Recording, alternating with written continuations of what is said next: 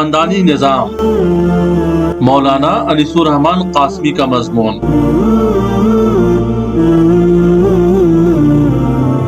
انسانی زندگی میں رشتوں کی بڑی اہمیت ہے۔ رشتوں کے بغیر انسان کی پہچان ادھوری ہے۔ انسان کے لیے گھر سکون کی جگہ ہے۔ وہ گھر میں اپنے اہل و عیال کے ساتھ رہتا ہے۔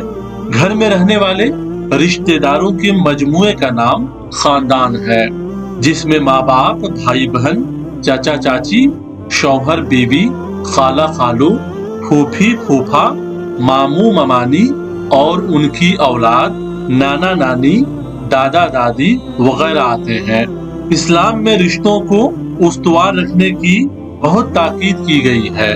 ارشاد باری تعالی ہے، اور تم سب اللہ کی بندگی کرو، اس کے ساتھ کسی کو شریک نہ بناؤ، ماں باپ کے ساتھ نیک برتاؤ کرو، قرابت داروں اور یتیموں اور مسکینوں کے ساتھ حسن سلوک سے پیش آؤ، اور پڑوسی رشتہ داروں سے، اجنبی ہمسائے سے، پاس بیٹھنے والوں سے اور مسافر سے، اور ان لونڈے غلاموں سے جو تمہارے قبضے میں ہو، احسان کا معاملہ رکھو۔ بے شک اللہ تکبر کرنے والے، بڑائی مارنے والوں کو دوست نہیں رکھتا۔ رشتہ داروں کے درمیان جب تک ہمدردی اور محبت قائم رہتی ہے، خاندان خوش و خرم رہتا ہے اور پھلتا پھولتا ہے، اور جب رشتوں کے درمیان کھٹاس آ جاتی ہے تو خاندان کا سکون درہم و برہم ہو جاتا ہے۔ اس لیے رشتوں کو باقی رکھنے کی ہر ممکن کوشش کرنی چاہیے۔ رشتوں کو مضبوط رکھنے کے لیے درج ذیل طریقے اختیار کرنے چاہیے۔ رشتہ داروں کے حق ادا کرنے اور ان کے ساتھ بہتر سلوک کرنے کا نام صلہ رحمی ہے۔ اس کی سب سے بہترین شکل یہ ہے کہ والدین کی اطاعت اور خدمت کی جائے، ان کی بات کو مانا جائے، ان کا اکرام کیا جائے اور ان کی ضرورتوں کو خوش دلی کے ساتھ پورا کیا جائے۔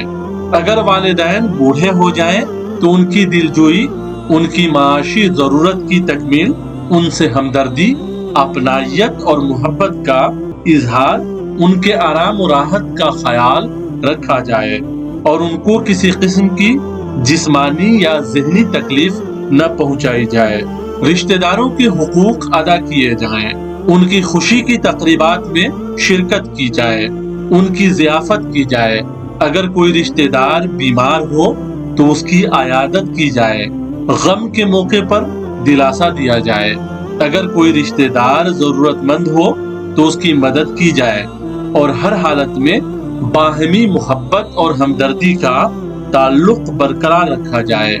ماں باپ اپنی اولاد کی بہتر تعلیم و تربیت کریں، ان کی ضروریات کی کفالت اور ان کے آرام و راحت کا خیال رکھیں۔ عزت و احترام انسانیت کی بنیاد ہے، اس لیے گھر میں ہر چھوٹے بڑے شخص کے لیے اکرام و احترام کا ماحول پیدا کریں۔ احترام و اکرام کا تقاضا یہ ہے کہ خوبیوں کا اعتراف ہو، کسی کی تحقیر نہ کی جائے، نہ کسی کی غیبت کی جائے، نہ تانا دیا جائے، کسی کے بارے میں بدگمانی، بغض و حسد، کینہ اور پیچھے پیچھے غیبت کرنے سے پرہیز کریں۔ اگر کسی کی غلطی ہو جائے تو اس کو معاف کر دیں اور اس کی اصلاح کی کوشش کریں۔ اس طرح آپسی جھگڑے کم ہوں گے اور خدا کی مدد آئے گی۔ گھریلو ضروریات، مالی معاملات، عبادات اور معاشرتی امور میں میانہ روی کامیابی کی کنجی ہے۔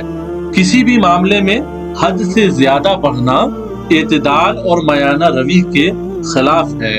لہذا ہر شخص باہمی رشتہ داروں کے حقوق کو انصاف و اعتدال کے ساتھ ادا کرے، نہ بخالت سے کام لے اور نہ اسراف و فضول خرچی سے۔ اگر دوسرا نہ کرے تب بھی آپ کریں۔ گھر کے فرنیچر، لباس، بجلی، پانی، کھانے پینے اور تقریبات کے خرچ میں فضول خرچی نہ کریں۔ مال کی بیجا ہوس نہ کریں۔ اپنی کمائی میں سے غریبوں اور رشتہ داروں کی مدد کریں اور قناعت اختیار کریں۔ مصیبت و تکلیف کے وقت صبر و برداشت سے کام لیں اور مصیبت سے نکلنے کی بہتر تدبیر کرتے ہوئے اللہ سے دعا کرتا رہے۔ نیا خاندان شوہر اور بیوی سے وجود میں آتا ہے، اس لیے شوہر اپنی بیوی کے ساتھ حسن سلوک کرے، اس کے لیے گھریلو ضروریات کی چیزیں مہیا کرے، سامان، بستر، فرنیچر، برتن، لباس، اشیاء زینت اور کھانے پینے کی چیزوں کے علاوہ دیگر ضروری آرام و راحت کا سامان فراہم کرے، بیماری کی صورت میں تیمارداری کرے اور بہتر علاج کرائے۔ بیوی شوہر کی دی ہوئی چیزوں کو نہ صرف استعمال کرے بلکہ ان کی حفاظت کرے۔ گھریلو کاموں کی انجام دہی میں شوہر کی اطاعت و فرما برداری میں سبقت لے جانے کی کوشش کریں اور شوہر جس چیز کو ناپسند کرے اس سے بچے۔ دونوں ایک دوسرے کی خدمت کو ثواب سمجھ کر کریں اور اس کے ذریعے جنت کو حاصل کریں۔ دونوں ایک دوسرے سے خوش رہیں، ایک دوسرے کو پکارنے اور نام لینے میں محبت و احترام کو ملحوظ رکھیں، اس سے گھر میں برکت ہوگی اور امن و سکون حاصل ہوگا۔ اگر کسی وجہ سے آپس میں نا اتفاقی ہو جائے تو بات چیت کے ذریعے اس کو حل کر لیں اور دونوں اپنی غلطی کا جائزہ لیں اور اس کی اصلاح کریں۔ قرآن و حدیث اور ضروریات دین کی تعلیم ہر شخص حاصل کرے اور روزانہ کے معمولات میں ان چیزوں کو شامل رکھے۔ قرآن مجید کی تلاوت اور سمجھنے کی کوشش، حدیث شریف کی تعلیم، مسائل کی واقفیت کے لیے کسی کتاب کا پڑھنا، بچوں کی تعلیم و تربیت کے لیے روزانہ ان کے ساتھ بیٹھیں، ان کو نرمی سے اخلاقیات کی تعلیم دیں، ان کے اندر ضد نہ پیدا ہونے دیں، گھر کے افراد کی عظمت و محبت ان کے دل میں ڈالیں، دینی و عصری تعلیم، خاص طور پر اونچی تعلیم حاصل کرنے کے لیے گھر کے ہر فرد کا مزاج بنائیں اور ان کی حوصلہ افزائی کریں۔ اپنی اولاد کے ساتھ خاندان کے دیگر لڑکے اور لڑکیوں کی تعلیم و تربیت میں مدد کریں۔ گھروں میں نماز ادا کرنے سے رحمت کے فرشتے آتے ہیں اور گھر روشن ہوتا ہے۔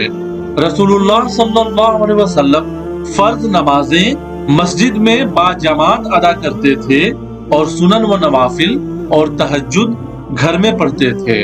اس لیے اگر گھر میں آ کر سنت کی ادائیگی میں کاہلی کا خطرہ نہ ہو تو اس سنت کو زندہ کریں، خاص طور پر نوافل کی ادائیگی سے گھر کو روشن کریں۔